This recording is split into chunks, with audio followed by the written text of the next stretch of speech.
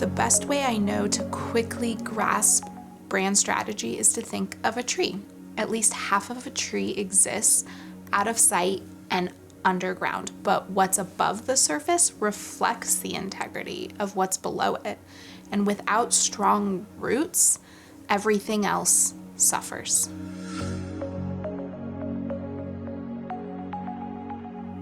When it comes to your work, brand strategy is the roots. Everything you don't see from the outside about who you are and why you care. But knowing this with razor sharp clarity means that everything else you do is more effective.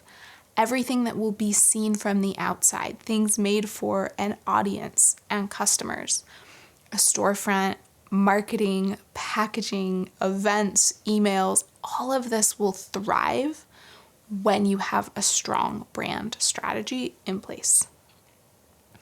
And when you lovingly put into your brand strategy, you can start a cycle of flourishing, because a brand strategy is not a one and done.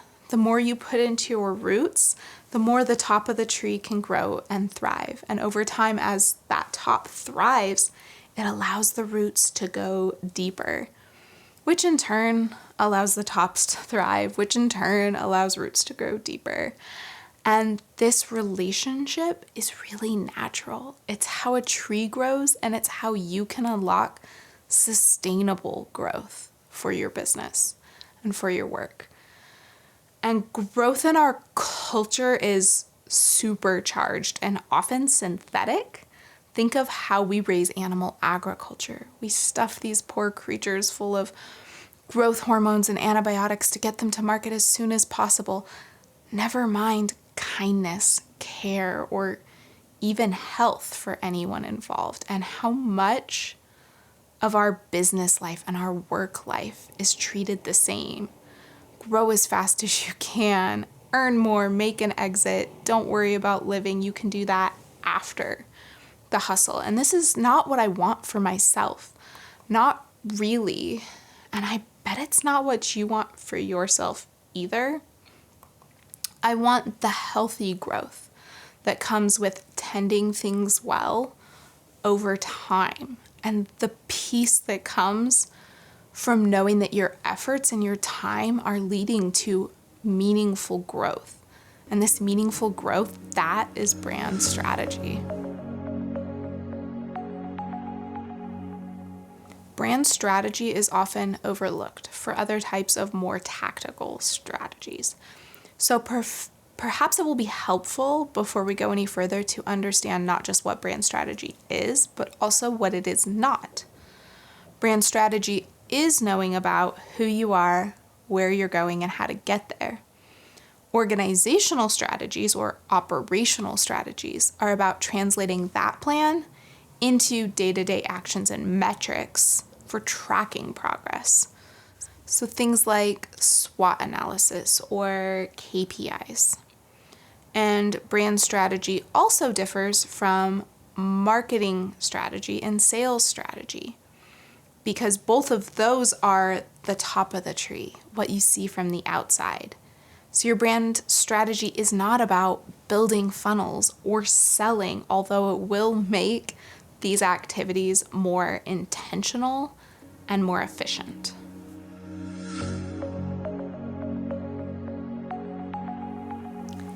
A big piece of organizational strategy is understanding the competition landscape.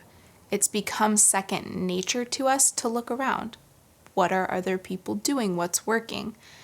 But your brand strategy isn't about anyone else. It's about you. Your tastes, your interests, your mission, your beliefs, who you were setting out to serve, and how you were going to do that.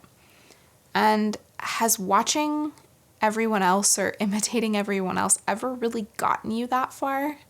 So maybe, just maybe, at least while you're taking this class, don't look around.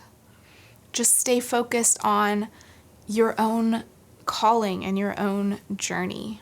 And there is, of course, a value in understanding how you were different and practicing communicating that. But for the most part, looking at the competition is an undermining activity. It can lead to you second guessing yourself, doubting your way, your choices, your abilities. Hopefully, you'll see a new spring of ideas, motivation, and general positive mental state as you move through this class. You'll begin to move from comparison as a state of being to something you reserve for competition research a day or two a year when you are specifically working on those organizational strategies.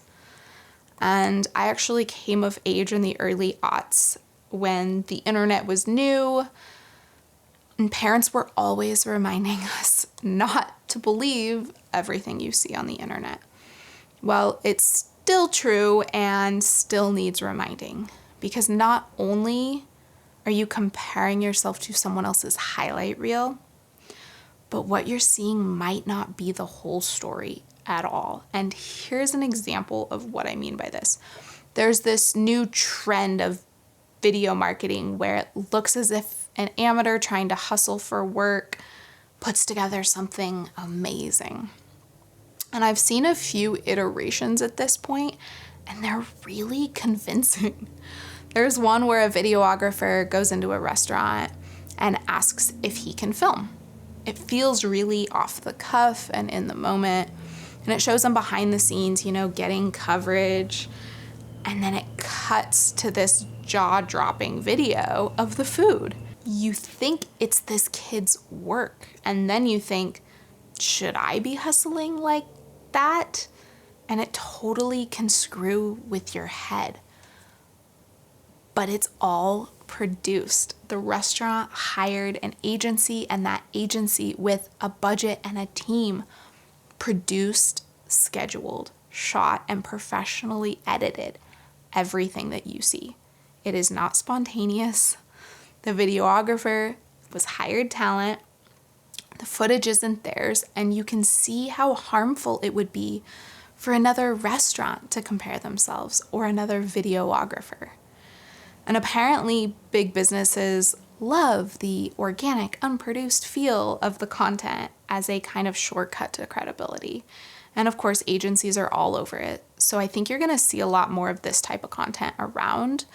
And when you do, remind yourself you are doing a good job. Maybe use it to spark an idea, and then just quietly get back to your work, back to your mission, because our parents were right. You can't trust everything you see on the internet, and it can drive you mad always chasing.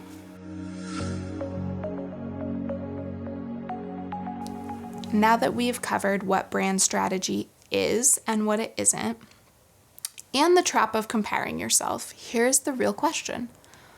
What can brand strategy do for you? Despite much of the brand strategy work being generally high level and abstract stuff, the results are surprisingly useful. And the first being that it helps direct how you spend your time. More of your action is going to lead to meaningful progress.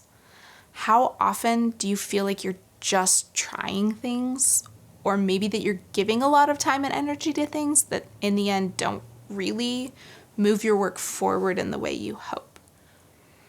And here's one of my favorite things about brand strategy. When you get your brand strategy on track, it allows you to step out of this frantic pace. That feeling of too few hours and too many things to do, because sprinting all the time is not sustainable. Instead, you'll know what you need to work on and why and in what order, and you'll be able to see clearly what you need to let go of, or maybe what you just need to file away for now and come back to in the future. And there's so much marketing advice out there that's loud, it's aggressive, and it's really coming from a maximalist mindset. Post more content, be on more platforms, go after more people. It's a type of bro culture marketing that is far too ubiquitous. But when you're not clear on your brand strategy, it's easy to hear these messages and get caught up in that hype. You do need to post more. Oh, never mind the content or what it's saying. And this road can really lead you to lose sight of yourself. You get lost in the work. You get so caught up following advice that your personality and your care, they disappear from your brand and from your marketing. Brand strategy is how you build your own personal compass to navigate this world of so much advice without losing yourself in it. But skip brand strategy and you really won't be able to find your way. And this brand strategy compass not only helps you find your way, but it will also make everything else easier, or in some cases, maybe even unnecessary. Recruiting is easier. Building a culture is straightforward. Retention is high. And in the end, for the type of work that you want to do, a brand eats sales for breakfast. Build a compelling, engaging brand, one built on genuine care and personality, and invite people in. This is how you stand out in a noisy ass marketplace. And when you do this, selling becomes less of a hard pitch or something you even need a sales force to do, and more about just making it easy for people to participate. And just think about it. Bring to mind a brand that you really like. Do you feel like you're getting coerced when you buy something or donate? Or are you happy to do it, happy to participate, happy to be part of the story? And in an upcoming lesson, we're actually going to do case studies so we can see how this concept works with real brands. Congratulations, you have just finished the first lesson in Brand Strategy 101. This class has a total of 8 lessons. One is going to be released each week. And the goal of this class is really to demystify brand strategy so you can begin to put it to work for you. Because it's really not that complicated, but it is powerful. It's not about charts and numbers and stats. It's about care, and anyone who genuinely cares about their work and serving their audience can make use of brand strategy and of this class. And starting with lesson 2, there will also be a free worksheet download that accompanies the class, and on it you're going to find exercises to help you dig deep and really start to flesh out your own personalized brand strategy. My name is Joella Marie, and I am the founder and key educator here at Creative Voices, and I am so happy that you're here. We're a small company, and we exist to help you get your work, what you care about, into the world. I want to see more heartfelt businesses in the world. I want better stories and more personality from the places I shop. And I want to help free people to do meaningful work without burning out or feeling stuck with salesy tactics. I believe in brand strategy, and I believe in its ability to unlock the magic of what you do, the magic of small shops. You can pay for a workshop with Creative Voices where you get me teaching you live, online. They're ultra small classes and a really condensed format. And you can get these bite-sized lessons here on YouTube, each a piece of a carefully designed class and complete with a worksheet so you can really get the most out of your time. And with that, next up on lesson 2, we're going to be digging into your purpose and personality and discussing why these are the most important tools that you bring to the table when you are a small operation.